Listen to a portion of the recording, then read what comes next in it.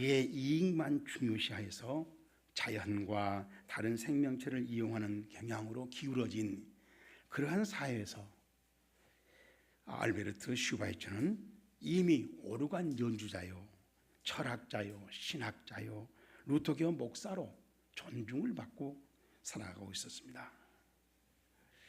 그렇지만은 그는 그 좋은 것들을 다 내려놓고 아프리카로 가서 의료 선교를 했지요. 그렇게 한 주요 이유는 어느 날 그는 철학자로서 철학자답게 자연을 관찰하다가 나는 살고자 하는 생명이다. 그리고 내 주변에 있는 모든 생명체들도 다 살고자 한다. 라고 하는 이 중요한 깨달음을 그의 마음속 깊이 새겨두었습니다. 그러다가 30세 때 파리 복음 선교회 잡지에서 아프리카 사람들, 즉 콩고인데 지금 현재 가봉입니다. 그 나라 사람들의 그 열악한 의료 환경과 원주민들의 고통에 대한 글을 읽고 어느 선교사님이 쓴 글이었는데, 아프리카 사람들의 현실 고통은 유럽 문명의 식민주의가 만들어낸 것이라 라고 생각을 하고 그 고통에 대해서 참회를 하고 그들에게 보상 책임에 사로잡혔답니다.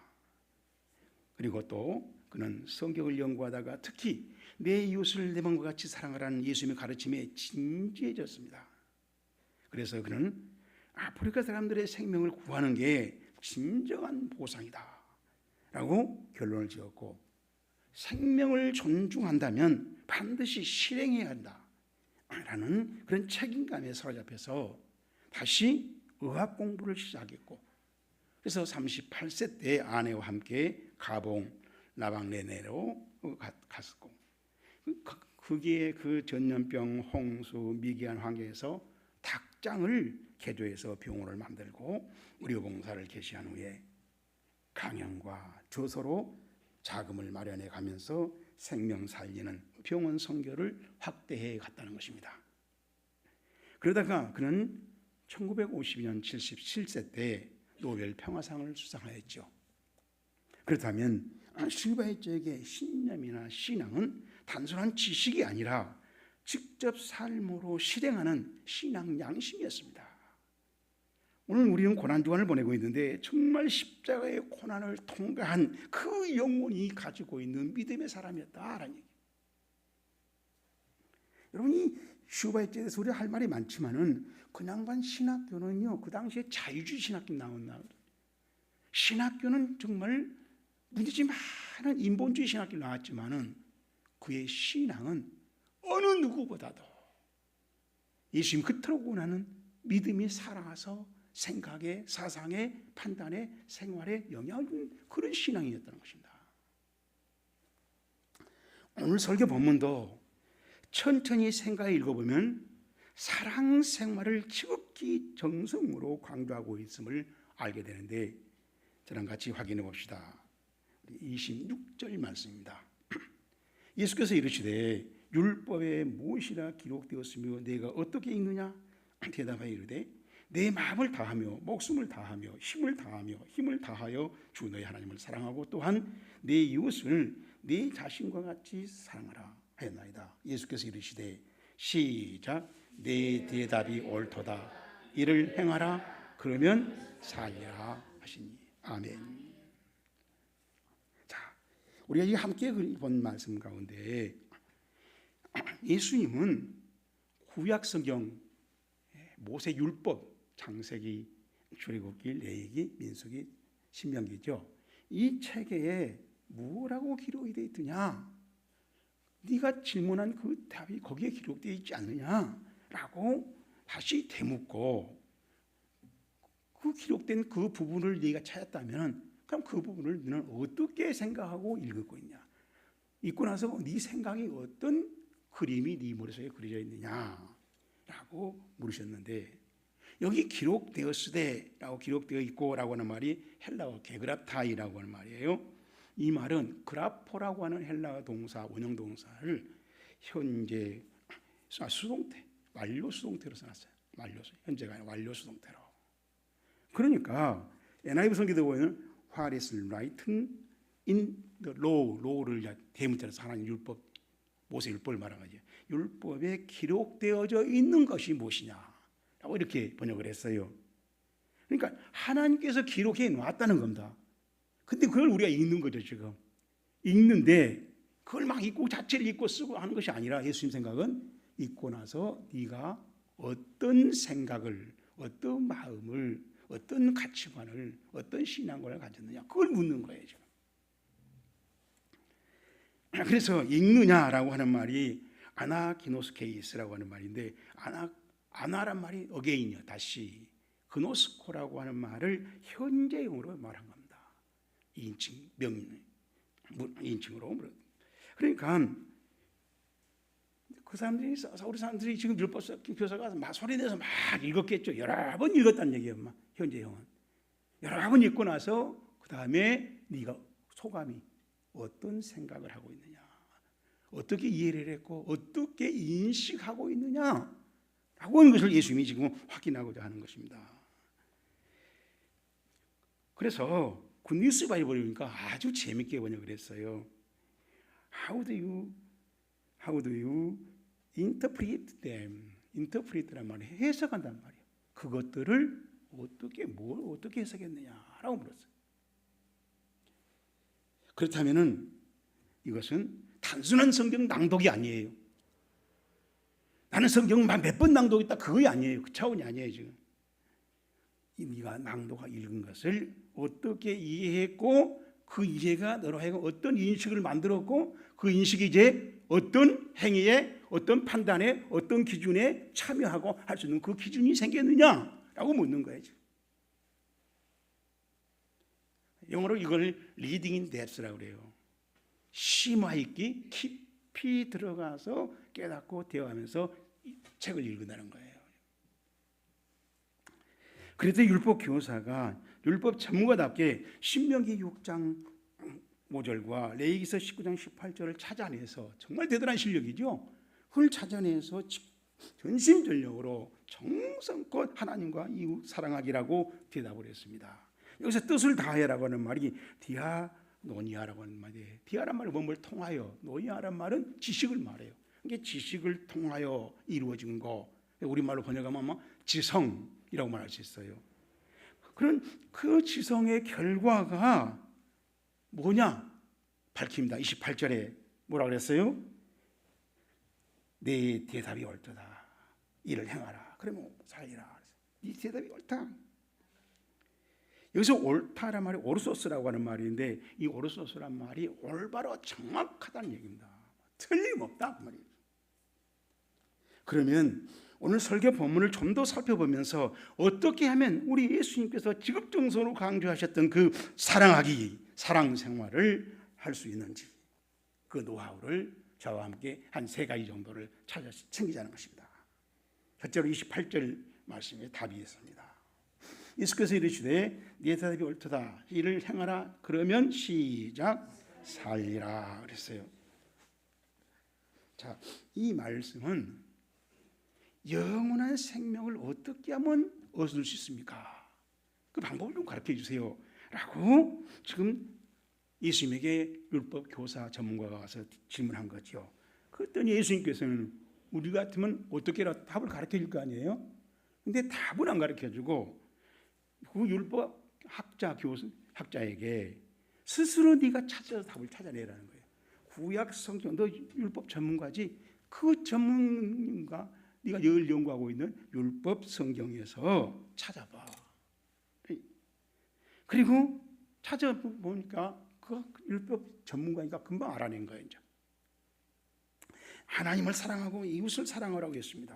그 사랑을 사람의 온 실존 그대로, 그 사람이 가지고 있는 할 수 있는 모든 것을 다해서, 그걸 점점 풀어서 마음을 다하고 뜻을 다하고 힘을 다해서 요한의 목숨을 다해서 하나님 사랑, 이렇게 설명했지만 우리 인간의 실존이 할 수 있는 모든 걸 다해서 최선을 다해서 하나님 사랑하기를 하라는 것입니다 라고 그 율법 교사가 스스로 다시 한번 재확인하게 만든 거예요.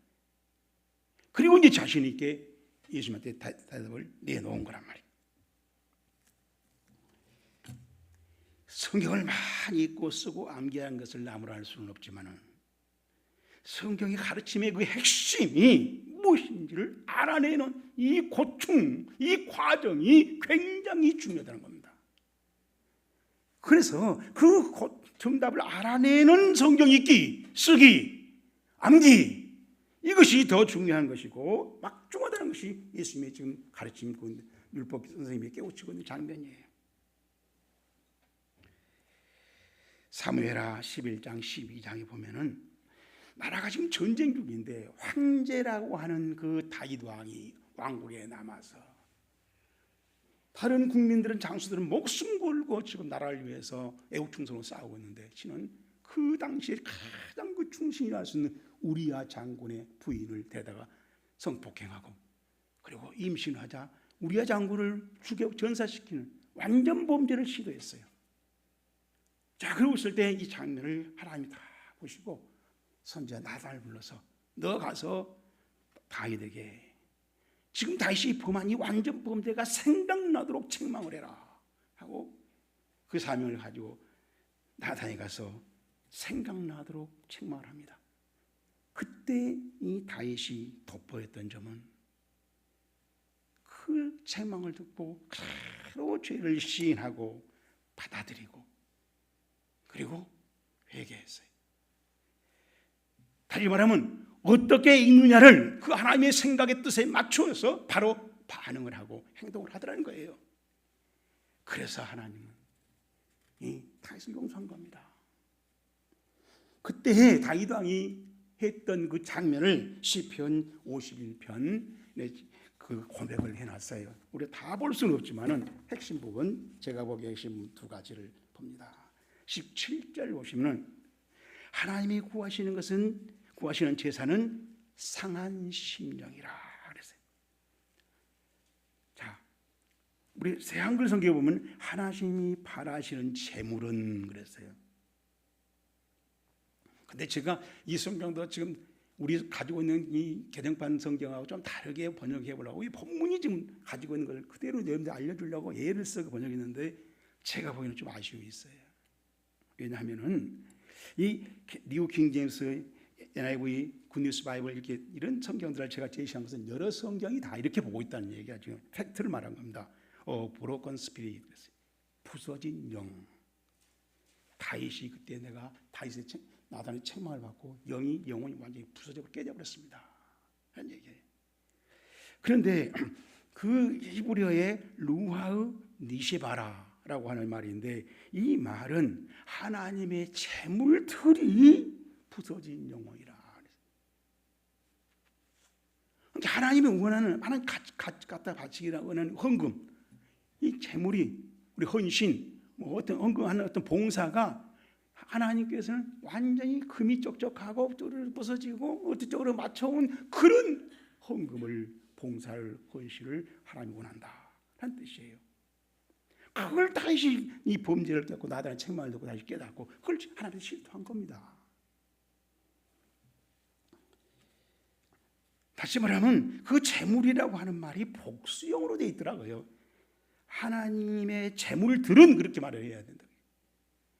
부서진 영혼이라는 겁니다. 우리 영혼이.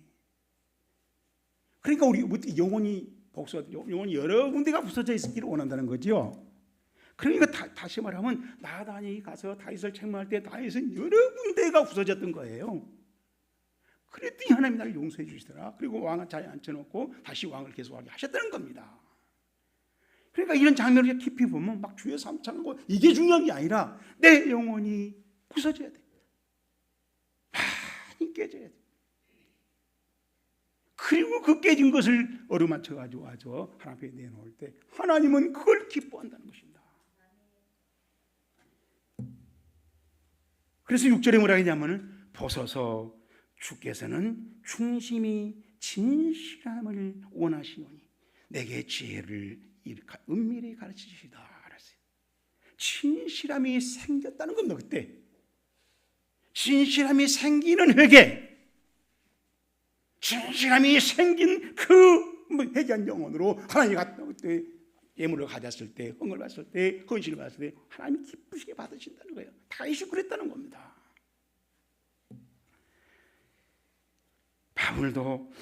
사도 바울도 로마서 2장 6절 11절에 보면 이렇게 말합니다. 하나님께서 각 사람에게 그 행한 대로 보응하시되 이는 하나님께서 외모로 사람을 취하지 아니하십니다. 인간의 재판은 언제 어디서나 보면은 유전무죄지요. 여러분 보시고 우리 당장 이 나라의 대통령 당장에 사법기관에서 재판받아야 돼. 뭘 수도하고 지금 뭐하고 있어요? 우리 지금 뭐 부인할 길이 없잖아요. 지금 힘없는 것 같으면 지금 감옥에 있을 사람인데 대통령하고 있잖아요. 뭐 비난하고 난 정치 판단을 하는 게 아니라 난 하나님의 종으로서 성경의 시각으로서 성경이 이렇게 말해주고 있다. 그것이 우리 그런 현실 속에 살아가고 있어요. 나는 민주당 파도 아니고 뭐 보수파도 아니에요.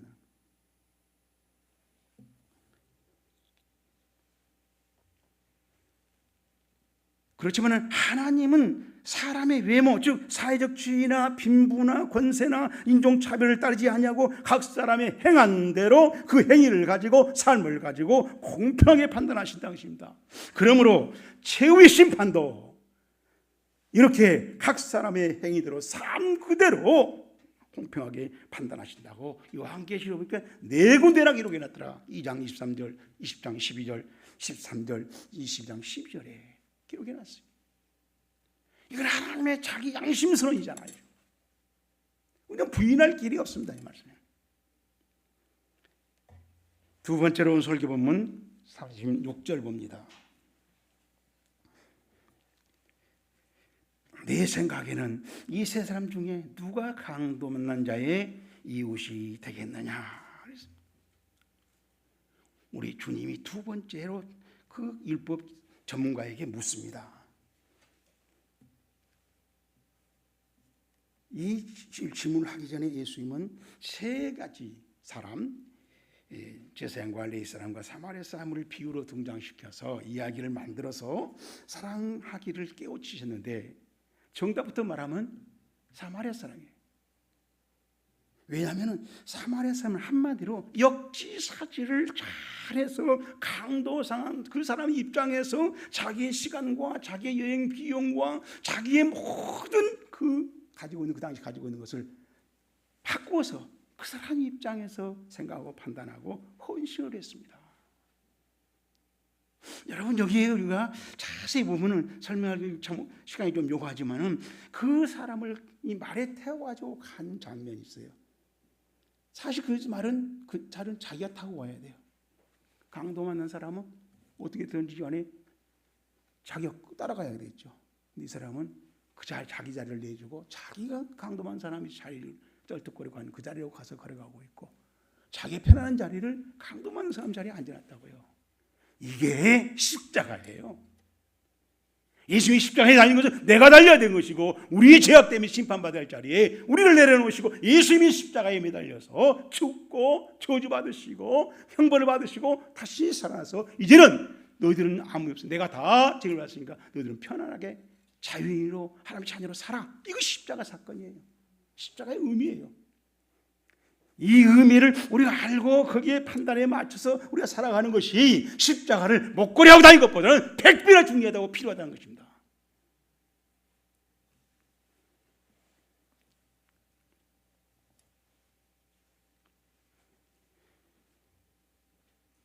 그런데 제사장은 지금 예수님께서 말씀하고 있는 제사장은 그 당시 예루살렘에서 제사장 일을 다 마치고 이제 집으로 귀가하고 있는 중에 여리고를 가다가 강도만 사람을 봤어요. 못 본 채하고 지나갔던 겁니다. 왜? 나는 할 일 다 해서 성전에서 하나님이 요구한 일 다 하나님 기쁘게 하고 나갔는데 여기서 뭘 또 끝났어요. 레위인은 그렇게 봉사하는 제사장의 도움이었어요.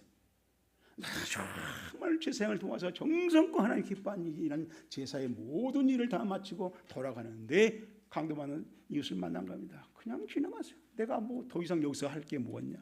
나는 성전에서 다 끝냈어 라고.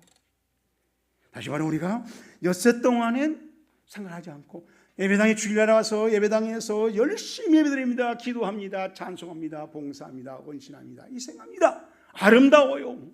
아주 모범적이에요. 훌륭한 점이 많았어요. 그런데 그걸 끝나고 문제는 휴가 중에 생겼다는 것입니다. 예배당 밖에 엿새 동안에 우리의 가정에서, 일터에서 그는 정말 하나님 보시기에 꼴사나운 모습으로, 그러면서 자기의 신앙을 정당하고 있고 조금도 양심의 가책이 없이 뻔뻔한 얼굴로 행세하고 있는 그런 신앙인을 주님이 내세운 거예요. 우리 자신이 아닌지 성경 독자들이 아닌지 잘 생각해 보라는 것입니다. 지금 여기서 제사장을 레인을 책망하자는 얘기 아니라 우리의 신앙 양심을 끌어내고 계시는 주님이었다는 것입니다. 그것이 성경을 잘 읽은 것이에요. 그래서 사도행전 17장 11절을 봅시다. 베레아 사람들은 데살로니가에 있는 사람들보다 더 너그러워서 간절한 마음으로 말씀을 받고 이것이 그러한가 하여 날마다 성경을 상고함으로. 자, 이 부분을 내가 너무 중요해서 제가 팩트를 가르쳐드립니다. 헬라 원문을 가지지 않았습니다. 이렇게 써졌어요. 이 원문에서 우리가 다 볼 수는 없으니까 우리가 지금 헬라 공부하는 시간이 아니니까 다음으로 넘겨보세요. 여기서 중요한 단어들만 제가 설명을 하는 겁니다. 지금 이 유게네스테로이라고 하는 말인데, 이 말은 인격의 인품이, 성품이 아주 높여야 돼. 그런 뜻이에요. 다시 말하면 베레아 사람들의 그 신앙의 인품을 보면은 정말 존경스럽다는 겁니다. 위대하다는 겁니다. 그리고 또 그 다음에 프로시미아스라고 하는 말인데, 이 말은요 열심히 열정이 뛰어난 모습인데, 미국 킹 제임스에 보면 we soul readiness, 준비란 말, 준비. 모든 준비를 해가지고 그렇게 번역을 했어요. 그렇게 막 열심히 하고 흥분이 없고 감정이 막 풍부하다, 그게 흥분을 잘한다 그 말이 아니라 정확하게 필요한 것을 다 준비해가지고 아주 성경을 다시 보는 겁니다. 오늘 은혜 받은 말씀을 집에 가서 모든 준비를 다 해가지고 와서 성경 혼자 다시 볼, 과연 그런가? 오늘 목사님 설교가 과연 그런가? 하고 확인해 봤다는 거예요. 그 다음에 이제 아나크라손테이스라고 하는 말인데, 이 말은요 아나라만 다시 크리노라고 하면 심판한단 말이에요. 다시 몇 번씩 판단해 보는 거예요. 맞나? 그래서 신문한다라는 뜻이 있어요. 그래서 뭡니까? 뉴킹 제임스에 보이는 서치더라고요. 서치란 말에서 찾아낸 겁니다. 가서 오늘 목사님의 설교가 진짜 맞는지 틀린지 온 성경을 놓고 조목조목 이리저리 살피고 못 주고 퍼즐에 맞춰보는 거예요. 그리고 이제 카스란 말은 이건 똑같은 세임. 헤메라스는 목적형으로 썼는데, 그러니까 뭐냐면 매일같이, 매일 그랬다는 매일. 아니 오늘 우리 예배 드리고 와서 한 번 하기도 힘든데 이 사람들은 매일 오늘 설교된 것을 가서 집에 가서 월요일 날도 화요일 날도 수요일 날도 계속 하더라는 거예요. 그러니까 고귀하다는 겁니다. 그리고 이제 마지막에 에이, 에코이, 투타, 아우토스, 후토스. 그러니까 A라면 만약에 그 말이에요. 에코이란 말이 에코스, have예요. 가지고 있다란 말이에요. 가지고 있다는 말 가정법으로 썼는데, 투타 이것들, 후토스 그와 같이, 이와 같이, 디슬라이크예요. 그러니까 지금 이러한 것들이 과연 그렇게 가지고 있는지, 목사님 오늘 말씀, 성경 말씀에 있는 성경 말씀에 그런 뜻이 과연 있는 건지, 하나님의 언약이 분명히 있는 건지, 그리고 그 언약은 반드시 우리에게 실현될 수 있는 것인지 다 따져봤다는 거예요. 우리 이러면 다 은혜가 없다고 그러죠. 다른 교회가 나가. 그렇게 한 성도가 고상하다고 사도행전 누가는 그렇게 써놓은 겁니다. 그러니까 억지로 한 게 아니었다. 그것을 기분 따라서 한 게 아니었어요. 맹목적으로 좀 하다만 한 게 아니었어요. 흥분하고 한 게 아니었어요. 그 사람의 성품이고 인품이고 그 사람들의 신앙의 가치관이었어요. 그런 사람을 바울이 전도하다가 베레아에서 만났다는 겁니다. 미국의 알래스카에 사는 스티브라고 하는 청년이 처음 교회에 나갔는데, 목사님이 그날따라 하는 설교가 너희에게 겨자씨만한 믿음이 있으면은 이 산을 영하여 바다로 옮기라면 그대로 된다 바른 설교를 굉장히 말씀을 강조해서 하더라는 겁니다. 이 말을 들으면서 굉장히 충격을 받았어요. 어떻게 말을 한다고 산이 날아갑니까? 근데 그렇게 한다고 목사님 막 강조하니까 그 청년이 감동을 받았어요. 충격을 받으면서 아주 감동을 받았어요. 그러고는 그 스티브가 매년 겨울이 되면 뒷산에 눈이 막 한야서 막 눈사태가 겨울이 지나면 서너 번씩 나는 거예요. 그때마다 눈이 막 자기 입을 덮칠까 봐서 아마 자기 입이 동네 끝에 있어서 불안한 거예요. 그런데 산 움직인다 그러니까 새벽에 나와서 기도한 겁니다. 그러니까 목사님이 새벽마다 나오니까 미국은 새벽기도 안 하잖아요. 물었어요. 아니 스티브 청년 왜 아침마다 새벽에 기도해요? 아니 목사님 말씀대로 성경대로 우리 뒷산 좀 옮겨달라고요. 그러니까 목사님이 삐그시 웃으면서 겨자씨만을 믿으면 됩니다 하고 충동을 맞춰주더라고요. 맞장구를 쳐줬어요. 그러고 나서 한 40일이 지났는데 스티브가 교회를 뛰어왔어요. 목사님, 산이 없어지고 있어요. 산이 사라지고 있어요. 무슨 소리야? 아니 사라진 지금 다 거의 다 사라졌다니까요. 그래서 막 뛰어가봤어요. 스티브 집에 가보니까 고속도로 공사 중이라서 프로크레인들이 트럭이 와서 그 산과 돌을 막 실어 날리고 있더라는 것입니다. 그래서 산이 거의 다 사라지고 없더라는 거예요. 그 모습을 보고 있던 그 목사님이 중얼거렸습니다. 우리 하나님이 스티브 기도에 응답하시네. 20세기에는 하나님이 산을 번쩍 들어서 바다에 던진 게 아니고 기계로 움직이고 계시네. 이러한 일이 스티브에게만 있는 게 아니라는 겁니다. 얼마든지 우리의 믿음이 하나님의 말씀을 들고 확신하고 그것에 의해서 생겨서 깨닫고 베레아 사람처럼 확신할 것이 있다면 그 확신을 가지고 기도하면 하나님이 응답하신다는 거예요. 이게 우리 성경의 가르침이에요. 그래서 성경이 중요한 거예요. 세 번째로 37절 말씀 봅니다. 이르되 자비를 베푼 자니다. 예수께서 이르시되 시작 가서 너도 이와 같이 하라 하시니라. 아멘. 행하라라고 하는 말씀인데 이 포이에오라고 하는 말이에요. 원형은 포이에이라고 했어요. 에이, 그죠? 끝에다가 더블을 우리 영어로 하면 더블이잖아요. 이 두 장은 바꾼 거예요. 명령형, 3인칭 명령형이고 단수 명령이고 이것은 원형이에요. 현재 명령형. 이 말이 중요하다는 거예요. 지속적으로 행하라. 지속적으로 행하는 걸 뭐라 그래요? 계속 반복하는 거라게 생활화. 생활화가 쌓이면 뭐가 돼요? 삶이 돼요. 삶을 만들어내는 게 뭡니까? 가치관이에요. 우리 신앙관이에요. 예수님 말씀은 그거예요. 한 번 해요? 두 번 해요? 그게 아니라 그것이 네 생활화를 되고 삶을 만들고 삶을 만들게 하는 어떤 기준이 저울이 되게 해라. 가치관을 만들어봐라. 신앙관을 만들어봐라 라고 말씀하고 계셨다는 것입니다. 누구에게? 율법 전문가인 교수에게.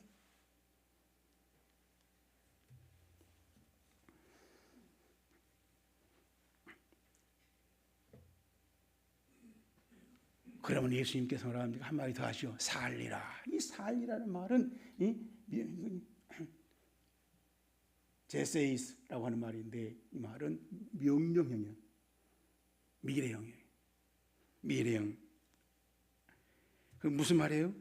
네가 얼마나 삶으로 만드는 걸 봐서 이제 하나님의 놀라운 전능하신 그 도우심이 사건이 생명을 살리는 일로 이루어질 거야. 이것은 뭐예요? 체험사항이 앞으로. 여기서 아멘 할렐루야에서 될 끝난 일이 아니라 뭘 해야 돼요? 여섯 동안 어떻게 네가 생활하는가? 어려움과 고통과 방해와 해방과 갈등 속에서도 네가 어떻게 그때 순종하는 걸 보고 나서 살리라를 하나님이 결정하겠다는 얘기입니다.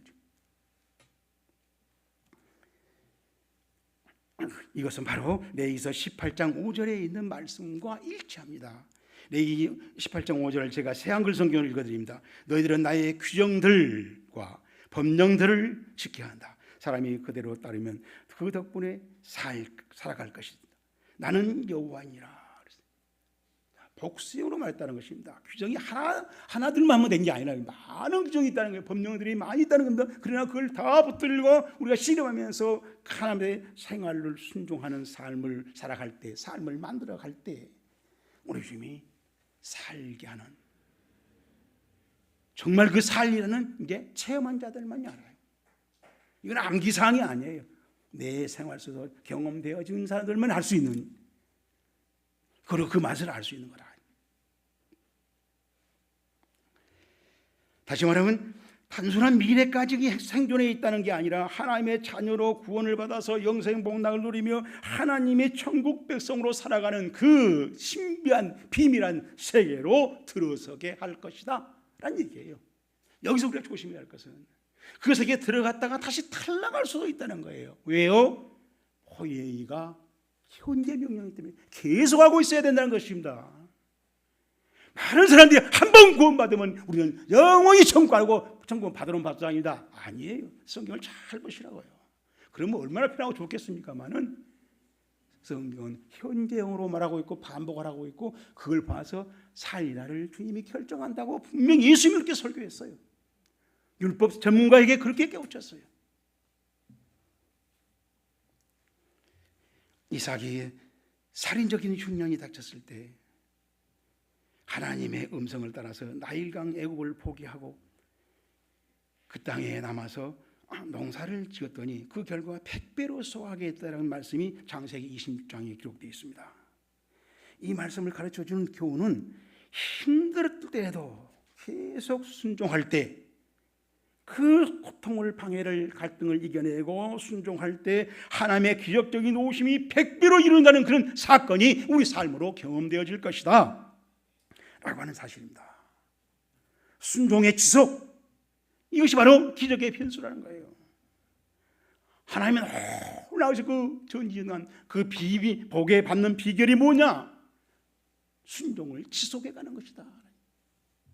방해 속에서도 순종을 지속해내는 것이다 하는 얘기입니다. 그래서 사무엘은 순종이 제사보다 낫다고 사울왕을 깨우쳤잖아요.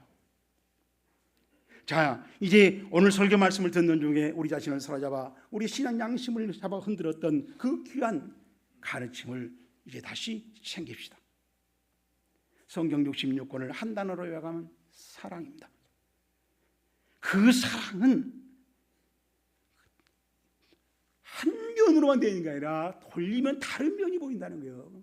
그 사랑의 다른 면은 순종 생활입니다. 사랑 생활, 사랑으로 되어 있어요. 두 가지라는 것입니다. 믿음 생활에서 순종하는 자에는 창고가 마르지 않는다라는 말씀이 있어요.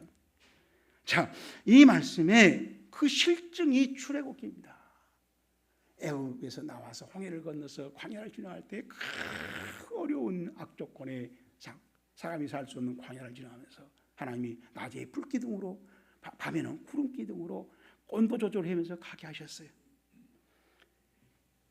그리고 광야에 통해서 이제 요단강을 건너서 여리고성에 도착했을 때 정말 젖과 꿀이 흐르는 그 신앙생활을 체험을 시키는 거예요. 젖과 꿀이 흐르는 가나안 땅은 없었어요. 그러나 순종한 사람들만이 그것을 체험합니다. 그것을 체험한 여호수아와 칼렙이 있어요.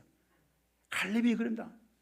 그 땅을 차지할 때 여호수아에게 당신 같이 우리 시내 사서 하나님 말씀 들었죠? 젖과 꿀이 흐르는 땅 가나안에 오면 있다고.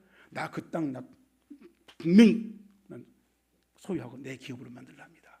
그러니 저 헤브론 다 안 가려고 헤브론 산지를 나한테 주십시오. 그리고 자원하니까 모세가 그래라 그랬어요. 그때 갈렙의 나이가 85세. 그래서 힘이 붙이니까 이 땅이 분명히 하나님이 우리에게 주신 축복의 기업의 내 몫인데 이것을 내가 다 이룰 수 없으니 나를 도운 사람은 잘 도운 사람은 내 딸 사이를 삼겠다. 악사를 남편으로 삼다. 그러니까 온전히 열심히 싸워가지고 헤브론을 갈렙의 소유로 기업으로 만드는 일을 했다. 그리고 악사를 부인으로 삼았다는 거예요. 이 장면을 우리가 여호수아에서 보면서 그 갈렙에게만 젖과 꿀이 흐르는 그 맛을 경험한 거예요. 오늘도 마찬가지예요. 아무리 성경이 좋습니다. 이런 것을 우리가 암기하고 얼마나 할 수 있어요.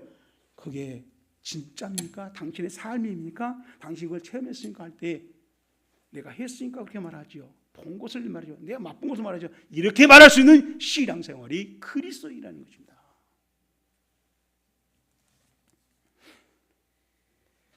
바로 그러한 순종은 한 번만 하는 것이 아니라 지속하는 것이라는 것입니다. 성령님께서 보고 계십니다. 그리고 그런 사람들을 보호하고 순종하시고 또 지켜나가시고 그의 후손을 생육, 번성, 충만, 정복, 다스림으로 이루어져 가게 하신다는 것입니다. 그래서 그 사람은, 그런 사람들은 마지막 하나님이 데려가신 순간까지를 지켜봐야 한다는 것이에요. 지금 내가 어떤 것이 이루어진 것이 아니라 아직 이루어지지 않았을지라도 우리는 마지막에 하나님 나라를 이루실 것을 소망 삼고 그때까지 숨이 거두시는 그날까지 우리는 그의 소망을 믿고 약속을 믿고 우리는 하나님의 자녀로 살아가는 겁니다. 이것이 그리스도인의 신앙 생활이에요. 그래서 우리는 기록된 성경보다도 더 중요한 것은 기록된 성경을 어떻게 읽느냐, 어떻게 이해했느냐, 어떻게 인식했느냐, 어떻게 해석하고 그것을 내 삶의 기준으로 삼았느냐가 중요한 것이고, 그것보다 더 중요한 것은, 훨씬 중요한 것은 행하라, 삶을 만들어라, 네 가치관을 만들어봐라, 네 신앙관을 만들어봐라, 네 일생 삶을 그렇게 살아가 보라고 예수님이 율법 전문가 교수에게 깨우쳤다는 사실을 늘 자주 생각나서 순종의 삶으로 이루어지기를 주님으로 축복합니다.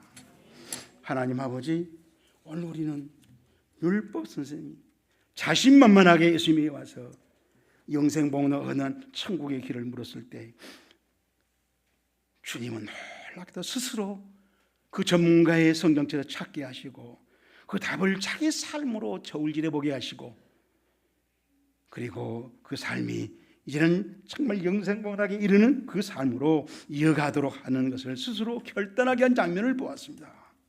이 장면이 우리에게 늘 생각나지게 하시옵소서. 예수님 이름으로 기도했습니다. 아멘.